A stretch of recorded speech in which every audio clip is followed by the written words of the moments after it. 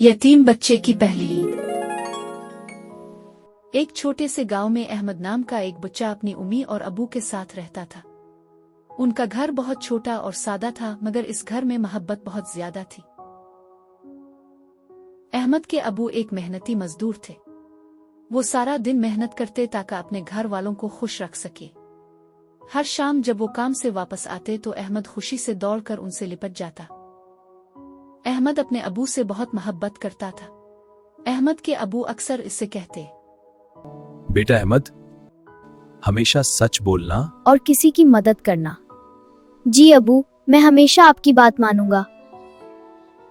मगर एक दिन अचानक अहमद के अबू शदीद बीमार हो गए। अबू, आप ठीक हो जाएंगे ना? मुझे आपकी बहुत जरूरत है। कुछ दिन बाद वो इस दुनिया से चले गए। इस दिन अहमद की दुनिया जैसे रुक गई। घर में खामोशी छा गई।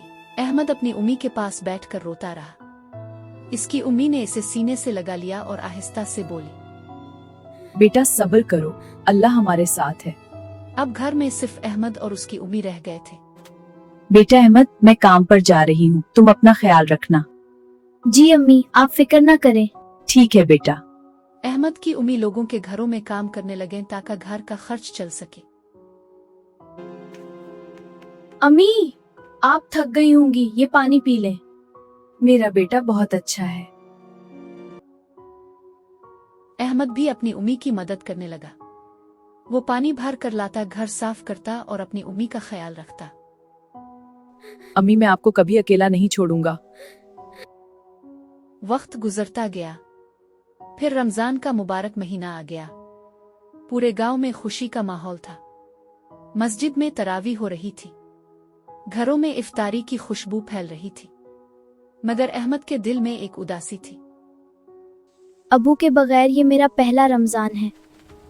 ये इसके अबू के बगैर पहला रमजान था। एक दिन अहमद अपनी उम्मी के पास बैठा था। अम्मी, काश अबू जिंदा होते तो कितना मजा होता। वो आहिस्ता से बोला। ये सुनकर उम्मी की आंखों में आंसू आ गए। उन्होंने अहमद को गिले लगा लिया। ईद करीब आ रही थी। गांव के बच्चे नए कपड़े खरीद रहे थे।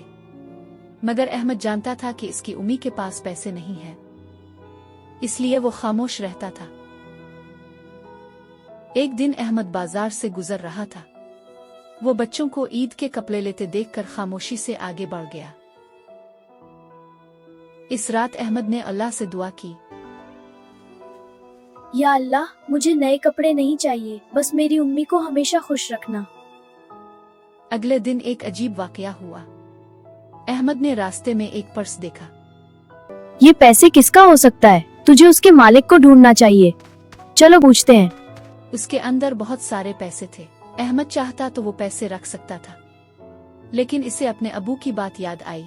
बेटा, हमेशा सच बोलना और अमानत वापस करना। अहमद ने वो पर्स उठाया और गांव में पूछता हुआ उसके मालिक को ढूंढने लगा। आखिरकार इसे एक बूढ़ा आदमी मिला जो बहुत परेशान था। वो बार बार कह रहा था, अरे मेरा पर्स कहाँ गया, मेरा पर्स कहाँ गया? अहमद ने पूछा, बाबा जी, क्या आपका पर्स गुम हो गया है? हाँ बेटा, कहीं मिल नहीं रहा। बाबा जी, क्या ये आपका पर्स है?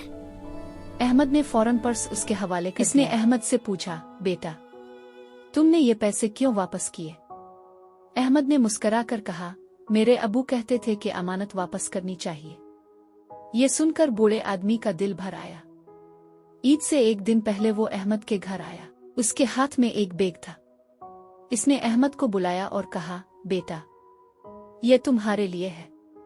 जब अहमद ने बैग खोला तो इसमें नए कपड़े, जूते और मिठाइयाँ थीं। अहमद हैरान रह गया। इसकी उम्मी की आंखों में खुशी के आंसू आ गए।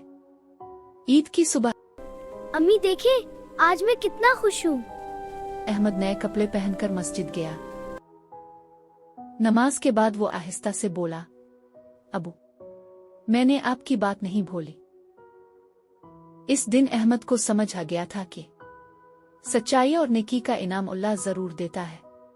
और यूं अहमद की वो ईद उसकी जिंदगी की सबसे खूबसूरत ईद बन गई। उम्मीद है बच्चों आपको ये कहानी पसंद आई होगी। अगर अच्छी लगी हो तो वीडियो को लाइक करें और चैनल को सब्सक्राइब करना मत भूलें। मैं हूं आपकी बेनी आपा, फिर मिलेंगे एक नई कहानी के साथ। खुदा हाफिज।